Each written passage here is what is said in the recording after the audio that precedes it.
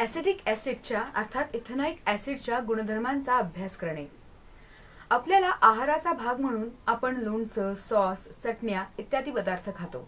आपण जेव्हा हे पदार्थ बाजारातून आणतो तेव्हा तुमच्या लक्षात आलं असेल की त्यांच्यामध्ये परवानगी असलेले तेवढेच विनेगर घातलेलं असतं. विनेगर म्हणजे 4% ॲसिटिक ॲसिड. त्याचा उपयोग पदार्थ टिकून राहण्यासाठी करतात.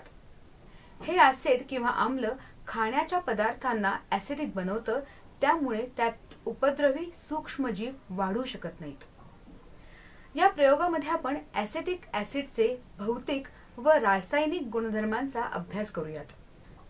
यासाठी आपल्याला परीक्षा नळ्या, परीक्षा नळी स्टँड लागेल. याशिवाय ॲसिटिक ॲसिड, लाल व निळा लिटमस द्रावण, सोडियम बायकार्बोनेट लागेल.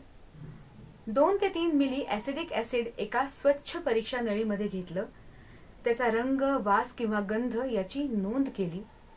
आता यात 4 किंवा 5 मिली पाणी घालून विरल आम्ल तयार केलं आणि हे इतर प्रक्रियांसाठी वापरले. 2 वेगळ्या परीक्षा नळ्यांमध्ये दोन्ही लिटमस द्रावणे घालून रंगातील बदल नोंदवले.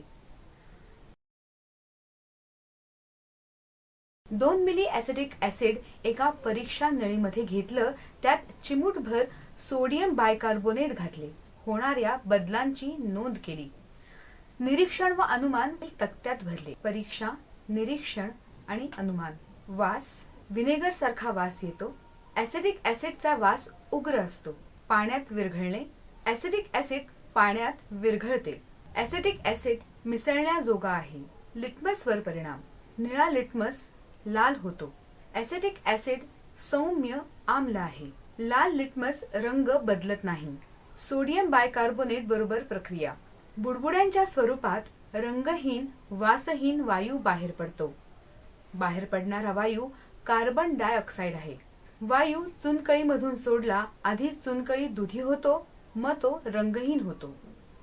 टीप: ॲसिटिक ॲसिड हे आम्ल असून सुद्धा खाण्याच्या पदार्थांमध्ये जगभर वापरलं जातं. आपण खाल्ले तरीही ते सुरक्षित आहे, कारण की ते खूप विरळ असतं आणि ते बनवण्याची प्रक्रिया सुरक्षित आहे.